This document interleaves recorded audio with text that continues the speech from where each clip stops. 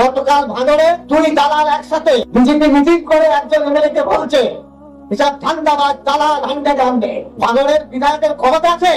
বিজেপির সঙ্গে সেটিং হয়েছে বলেই তো নওশাদ বললো যে কলকাতার মসজিদে আন্দোলনে আজকে সিদ্দিকুল্লাহ চৌধুরী তুম্মার নামাজ পড়ে বলে গেল, আবার ওখানে গিয়ে ওখান থেকে সরে পালালো কেন? কিসের জন্য সরে পালালো? উনি উস্কানো দিয়ে ওনাকে বন্ধ করতে হবে। মসজিদ হচ্ছে সারা বিশ্বের মুসলমানদের অধিকার। মসজিদ রয়েছে, ওনাকে ওখানেই বসে কেন নামাজ পড়তে হবে? কি ইন্টারেস্ট, কি ইনফরমেশন দিতে চান উনি? কি বার্তা দিতে চান? হাই সিকিউরিটি জোনেই কেন নামাজ পড়তে হবে? কোনো বিদেশি শক্তি কাজ করছে না তো এর পেছনে? জিজ্ঞেস করবেন। সিদ্দিকুল্লাহর বাচ্চা, তুই তো সালাস চৌধুরী বর্ধমানের ছেলে, আমি সোয়েদ বংশের ছেলে। তুই তো সুন্নি মুসলমান, তুই তো হিন্দু থেকে মুসলমান, তুই তো কনভার্টেড মুসলমান। আমি তো কনভার্টেড মুসলমান না, আমি তো সৈয়দ বংশ। আসসালামু আলাইকুম, স্বাগতম আজকের আরো একটি নতুন ভিডিওতে। দর্শক, আশা করি সবাই ভালো আছেন। কলকাতা এয়ারপোর্টে হঠাৎ বাকারা মসজিদকে ঘিরে চরম উত্তেজনা। আর কেনই বা ফেসে গেলেন সিদ্দিকুল্লাহ চৌধুরী? পুরো ঘটনার নেপথ্যে কি রয়েছে, আসল ঘটনা জানতে সম্পূর্ণ ভিডিওটি দেখুন। আর এই ভিডিওগুলো দেখানোর আগে আপনাদের কাছে আমার ছোট্ট একটা রিকোয়েস্ট, এখনো যারা আমাদের চ্যানেলটি সাবস্ক্রাইব করেননি, নিত্য নতুন ভিডিওর আপডেটগুলো সবার আগে পেতে চ্যানেলটি সাবস্ক্রাইব করে সঙ্গে থাকুন। আর এখন চলুন কথা না বাড়িয়ে আমরা এক এক করে ভিডিওগুলো দেখে আসি। সিদ্দিকুল্লাহ চৌধুরী যে আজকে জুম্মার দিনে উনি বলেছিলেন 1 কোটি মানুষ তার প্রতিবাদ জানাবে। সিদ্দিকুল্লাহ চৌধুরীকে আমি প্রশ্ন করব, জিজ্ঞাসা করব, 1 কোটিও দূরের কথা, 100 লোক প্রতিবাদ করেছে, কেন করলো না? কারণ সিদ্দিকুল্লাহ চৌধুরী যে বিশ্বাসটা পশ্চিমবাংলার মানুষের কাছে নিয়েছিল, সেই বিশ্বাসটা হারিয়ে ফেলেছে। অর্থাৎ পশ্চিমবাংলার মানুষ সিদ্দিকুল্লাহ চৌধুরীকে বিশ্বাস করে না। সিদ্দিকুল্লাহ চৌধুরী এর আগের সরকারের যখন মন্ত্রী ছিল, ইসলামের প্রতি, ধর্মের প্রতি অনেক আঘাত এসেছিল, সেখানে সিদ্দিকুল্লাহ চৌধুরী বল হারা হয়ে গেছিল। আমি সিদ্দিকুল্লাহ চৌধুরী সাহেবকে বলবো, বাংলার মানুষকে নিয়ে উস্কানো দিয়ে মিস ইউজ করবেন না। আপনার কাছে আমার অনুরোধ, বাংলার মানুষকে বিভ্রান্ত করবেন না। বাংলার মানুষ জাতি, ধর্ম, বর্ণ নির্বিশেষে সবাই শান্তি চাই, এটা আমি বিশ্বাস করি। এবং এই মসজিদ, বাংলার যে মসজিদ যদি সরিয়ে দেওয়া হয়, যারা মুসলিমদের প্রতিনিধি আছে তাদের সঙ্গে আলোচনা না করে যদি মসজিদকে সরিয়ে দেওয়া হয়, একটা অরাজকতা তৈরি হয় বলে আমি মনে করি। অতএব পশ্চিমবাংলার মুখ্যমন্ত্রী শুভেন্দু অধিকারীর কাছে আমার অনুরোধ থাকবে, ওনার কাছে আমার অনুরোধ থাকবে, যারা স্কলার আছে, মুসলিম বুদ্ধিজীবী আছে, তাদের ঘরে নিয়ে বসা। আমাদের উত্তরপ্রদেশে যেতে হবে না, দেওবন্দেও যেতে হবে না। বাংলার আমরা মানে ভিখারি নয়। বাংলার মুসলিমরা যারা স্কলার, বড় বড় স্কলার আছে, তাদের নিয়ে বসলে হবে বলে আমি মনে করি। ফুরফুরা শরীফের তরফ থেকে আমি অনুরোধ করব, আপনারা কে বিভ্রান্ত হবেন না, কারো চক্রান্ত করে আপনারা ফাঁদে পা দেবেন না। কিছু মানুষ আছে নিজের স্বার্থের জন্য, নিজের জন্য তারা বাংলার মানুষকে মিসইউজ করার চিন্তা ভাবনা নেবে, মিসইউজ করবে, পথে নামিয়ে দিয়ে তারা সরে পড়বে। আজকে সিদ্দিকুল্লাহ চৌধুরী জুম্মার নামাজ পড়ে বলে গেল, আবার ওখানে গিয়ে ওখান থেকে সরে পালালো কেন? কিসের জন্য সরে পালালো? উনি উস্কানো দিয়ে ওনাকে বন্ধ করতে হবে। অনেক উস্কানি দেওয়া হয়েছে। আমি বাংলার মানুষকে বলবো, এখন একটা যা চক্রান্ত চলছে, মুসলমানদের পথে নামিয়ে দিয়ে একটা হিন্দু মুসলমানের মধ্যে দাঙ্গা তৈরি করার চক্রান্ত হচ্ছে। এই চক্রান্ত আমরা পা দেবো না। মসজিদ কিভাবে সরানো হবে, কোথায় সরানো হবে, কিভাবে মসজিদ তৈরি করা হবে, সেটা নিয়ে আমরা মুখ্যমন্ত্রী শুভেন্দু অধিকারীর সঙ্গে আলোচনা করা দরকার আছে বলে মনে করি। আর আল্লাহর ঘর মসজিদ হচ্ছে সারা বিশ্বের মুসলমানদের অধিকার। যদি আল্লাহর ঘরকে কোনো আমাদের সঙ্গে আলোচনা না করে যদি ভেঙে দেওয়া হয়, বাংলার মুসলমানকে বলবো, আপনারা ইন্নাল্লাহ মা সাবিরিন, সবর করুন, ধৈর্য ধরুন, তার ফল খুদাই গজব হবে হবে হবে, এটা বলতে পারি।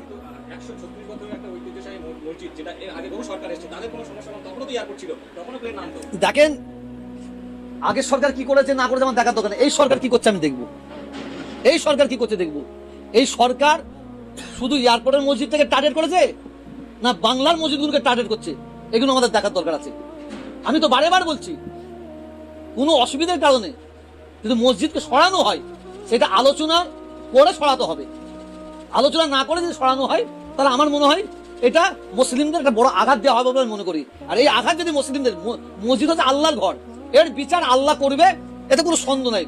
শুধু বাংলার মুসলমানদের বলবো, আপনারা এর বিচার যদি আমাদের জিজ্ঞাসা না করে এই মসজিদ যদি সরিয়ে দেওয়া হয়, এর বিচার আল্লাহর উপর ছেড়ে দেন, আমরা সেই বিচার আমরা দেখতে পাবো, এতে কোনো সন্দেহ। গতকাল ভাঙড়ে দুই দালাল একসাথে বিজেপি মিটিং করে একজন এমএলএ বলছে এসব ধান্দাবাজ দালাল হান্ডে গান্ডে। ভাঙড়ের বিধায়কের ক্ষমতা আছে। তো বিজেপির সঙ্গে সেটিং হয়েছে বলেই তো নওশাদ বললো যে কলকাতার মসজিদে আন্দোলনে কেউ নামবে না, মসজিদ যাই যাক। আর কেমন ইশারা করে বলে দিল যে আমাদের সঙ্গে বসুন, হ্যাঁ আমরাই সবকিছু, তোরা কচুপুড়া দালালি ছাড়া কি করেছে?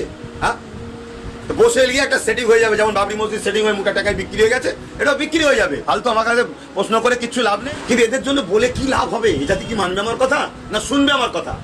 এ জাতি তো আমাকেই গাল দেয়, এ জাতি তো কমেন্টে আমার বিরুদ্ধে সমালোচনা করে। আজ থেকে 5 বছর 6 বছর আগে থেকে বলে আসছি যে আগামী দিন তোদের মসজিদ তোদের থাকবে না। এই তো এয়ারপোর্টের মসজিদ তো আমাদের, জায়গা তো আমাদের, এয়ারপোর্টের জায়গা নয়, এটা আমাদের জায়গায় এয়ারপোর্ট হয়েছে। আমরা আরো জায়গা দেবো, দরকার হয় অন্য জায়গায় লিখ না, আমরা দেবো এয়ারপোর্টের জন্য। তা বলে আমার ধর্মকে ভাবাবেগে আঘাত দিয়ে একটা দাঙ্গা ফেতনার পরিস্থিতি তৈরি করে কি মেসেজ দিতে চাইছে এরা? এরা কোণঠাসা করতে চাইছে, এরা মুসলিম সমাজকে গণহত্যা করার একটা পরিকল্পনা করতে চাইছে। তার জন্য এই ইস্যু। আর নাই বলুন কোনো কিছু খেয়ে দে কাজ নেই, আর নেই, মানুষের রুজি নেই, রুটি নেই, কলকারখানা নেই, বেকারত্ব, আসতে না আসতেই 2 মাসের মধ্যেই এসব শুরু করে। আজকে যখন আমরা বুঝাবো, এই সিদ্দিকুল্লাহর মতো লোক এবং তার টিম বা আরো যারা আছে তারা আমাদেরকে সব দালাল বলবে, হ্যাল বলবে, তান বলবে। আজকে এই দিন ভোগ করতে হচ্ছে। আজকে 91% মুসলমান টিএমসি কে ভোট না দিয়ে যদি ওটা আইএসএফ কে দিত, তাহলে আজকে তো আমাদের 80 থেকে 90টা এমএলএ থাকতো। তাহলে মসজিদের নামাজ আজকে বন্ধ হয়ে আছে, এতদিন এ বন্ধ করতে পারতো? ওরা দাদাগিরি দিচ্ছে, আমরা দাদাগিরি দিতে পারতাম না? আজকে বলেন কত রাস্তার চৌমাতে অনেক ধর্মগুরুদের স্থান রয়েছে, আমি হ্যাঁ রয়েছে, ভাঙবে কি ভাঙবে না ওদিকে আমি যাচ্ছি না, রাস্তা আগে ছিল পরে করেছে কিনা ওদিকে আমি তর্কে যাচ্ছি না। ওই সেগুলো কোনো জায়গায় সমস্যা হয় না, তো শুধু মুসলমানদের মসজিদের সমস্যা হচ্ছে কেন? ওই যে বলছে 4 কোটি লোক নামবে, এইসব তো বলে খালি খামাখায় বাজার গরম করে মুসলমানদের আবার নতুন করে মাসিয়া হবে, হয়ে দেখা যাবে বিজেপির সঙ্গে নতুন করে সেটিং করে বিশাল কিছু আওয়াজ তুলে দেবে, লাস্টে দেখবে ফুস কিছু হচ্ছে না। পরবর্তীতে সত্যিকারে যাদের আন্দোলন করার মোমেন্ট আছে, ইচ্ছা আছে, সেই সকল অর্গানাইজেশন সংগঠন যারা মানব কল্যাণে, ধর্ম কল্যাণে, সমাজ কল্যাণে, দেশ কল্যাণে আন্দোলন করে আসছে, অনেক সংগঠন আছে, তাদের আন্দোলনকে মুখ থুবড়ে ফেলে দেবার একটা ষড়যন্ত্র। ফুরফুরা হোক, দেওবন্দি হোক, বেরেলি হোক, তাবলিগ হোক, যার সিলসিলা যার মসলা তার কাছে রাখেন, সবাই একটা জায়গায় ডেকে প্ল্যাটফর্মে, কোনো দালালি নয়, চিটিংবাজি নয়, প্রতারণা নয়, কোনো দলের কাছে মাথা বিক্রি নয়, নিজেরা সংগঠিত হন। আজকে নবী বংশের সন্তান, কোরাইশ বংশের ছেলে নওশাদ সিদ্দিকী আজকে লড়ছে। এখনো তো উচিত সমস্ত সংগঠন, অরাজনীতি হোক, রাজনীতি হোক, সমস্ত মানুষকে তো ঐক্যতার সাথ দেওয়া দরকার, এক্ষুনি তো সাথ দেওয়া দরকার। তা করছে কি? ভারতবর্ষে জুড়ে বিজেপি সরকার রাজনীতির পাওয়ারকে যেভাবে সংবিধান বিরোধীভাবে ব্যবহার করছে, সেটা আজকে পশ্চিমবাংলাতেও হতে চলেছে।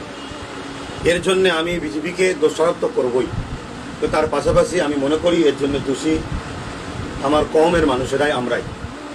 কেন আমরা সর্বসময় অন্যের দলের চাটুকারিতা করেছি, নিজেদের যে একটা পাওয়ার, ঐক্য, একতা হওয়া দরকার, সেগুলোকে আমরা কখনো ভাবিনি।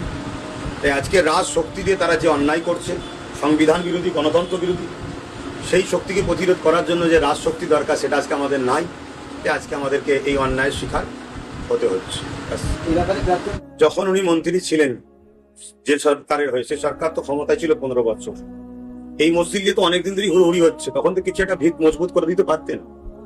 এটা করে অ্যাকচুয়ালি আমি মনে করি নিজেদের মধ্যে কি কাদা ছড়াছড়ি করবো বলেন না, দুঃখ তো, কিন্তু আমার সমাজের কিছু মানুষ যেভাবে জাতিকে ক্ষতি করেছে, সেটা না বলেও চুপ থাকা যাচ্ছে না। এটা আন্দোলনের মুডকে নষ্ট করতে চাইছে। এই যেটা বিশাল কিছু আওয়াজ তুলে দেবে, লাস্টে দেখবে ফুস কিছু হচ্ছে না। পরবর্তীতে সত্যিকারে যাদের আন্দোলন করার মোমেন্ট আছে, ইচ্ছা আছে, সেই সকল অর্গানাইজেশন সংগঠন যারা মানব কল্যাণে, ধর্ম কল্যাণে, সমাজ কল্যাণে, দেশ কল্যাণে আন্দোলন করে আসছে, অনেক সংগঠন আছে, তাদের আন্দোলনকে মুখ থুবড়ে ফেলে দেবার একটা ষড়যন্ত্র। এখন আমরা ওইখানকার মসজিদের যে দায়িত্ব, যারা সভাপতি কমিটির মধ্যে আছে, তারাই যখন প্রথমে বলে ফেললো যে কোনো আন্দোলন যেন রাস্তায় কেউ নামবেন না, ওই প্রতিষ্ঠানে তো শুনলাম সিদ্দিকুল্লাহ সাহেব উনি নাকি সভাপতি দায়িত্ব এই মসজিদে। অতএব যে মসজিদে যেখানে জুলুম হচ্ছে, সেই মসজিদ কমিটির তো ভূমিকাটা প্রথম থাকে। তারা তো আন্দোলনে আহ্বান জানাবে, তার বাকি সমস্ত মসজিদ প্রেমিক, সংবিধান প্রেমিক, কেন সংবিধান আমাকে রাইট দিচ্ছে, সংবিধানের কথাও বলবো, তারা মানুষ যাবে, যে অমুসলিম ভাইরাও আসবে, মুসলমানদের উপরে জুলুম হচ্ছে, একটা জাতির উপর অত্যাচার হচ্ছে, যেটা আমার দেশের জন্য মানে একটা কালো দিন হবে, অন্যায় কাজ হবে, সংবিধান বিরোধী কাজ হবে। কিন্তু একটা প্রতিষ্ঠান যাদের মানে যারা নেতৃত্ব দিচ্ছে, তাদের তো ভূমিকা থাকে, সেই প্রতিষ্ঠানের নেতৃত্বই বলে ফেললো কি আন্দোলনে নামবে না।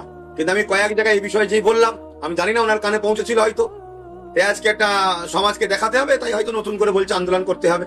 তো উনি আন্দোলন করুক, অবশ্যই আন্দোলনের আমরা সাথে আছি, আহ্বান করুক। আল্লাহর ঘরের জন্য কে কোন দলের, কে কি এই মাযহাবের, ওসব আমরা বুঝি না। এবং পাশাপাশি সংবিধান বিরোধী কাজ হচ্ছে, কেন মসজিদের জায়গায় এয়ারপোর্ট, এয়ারপোর্টের জায়গায় তো মসজিদ নয়। অর্থাৎ আমার জায়গায় তুমি এয়ারপোর্ট করলে ভালো কথা, দেশের উন্নতি হয়েছে, আমরা তো সব দিয়েছি, আমরা তো সবই দিয়েছি, আগামীতে আরো দেবো। কিন্তু তার জন্য গাইজুয়ারি করছে কেন? সরকার তো গাইজুয়ারি করলে উচিত হবে না। সরকার যদি গাইজুয়ারি করে তাহলে সংবিধান আমাদের কিন্তু জোর দিবার পাওয়ার দিতে, সেই সংবিধান অনুযায়ী রাস্তায় চলতে হবে। ওই প্রতিষ্ঠানে তো শুনলাম সিদ্দিকুল্লাহ সাহেব উনি নাকি সভাপতি দায়িত্ব এই মসজিদে। অতএব যে মসজিদে যেখানে জুলুম হচ্ছে সেই মসজিদ কমিটির তো ভূমিকাটা প্রথম থাকে। তারা তো আন্দোলনে আহ্বান জানাবে, তার বাকি সমস্ত মসজিদ প্রেমিক সংবিধান প্রেমিক, সংবিধান আমাকে রাইট দিচ্ছে, সংবিধানের কথাও বলবো। তারা মানুষ যাবে, যে অমুসলিম ভাইরাও আসবে, এই মুসলমানদের উপরে জুলুম হচ্ছে, একটা জাতির উপর অত্যাচার হচ্ছে, যেটা আমার দেশের জন্য মানে একটা কালো দিন হবে, অন্যায় কাজ হবে, সংবিধান বিরোধী কাজ হবে।